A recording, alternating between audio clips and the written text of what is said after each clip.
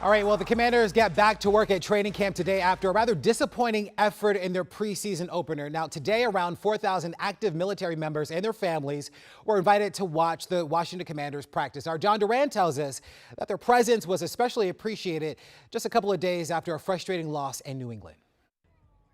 After a frustrating performance in Foxborough Friday night, the Commanders are back on the practice field Sunday. It just so happens to be Military Appreciation Day. Just the lift head coach Dan Quinn said his team needed.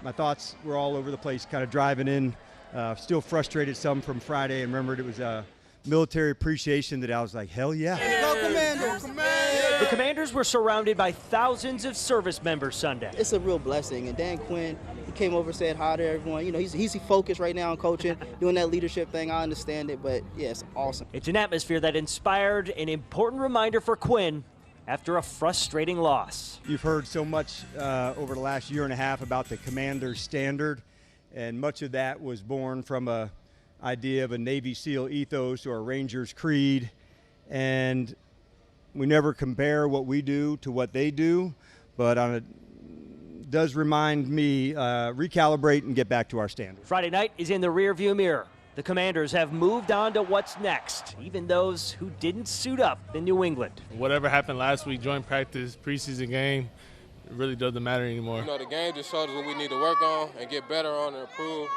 And, you know, that's what we got to come out here and do. You know, it's just like a test. After the test, you know, you get another one, but you got to work.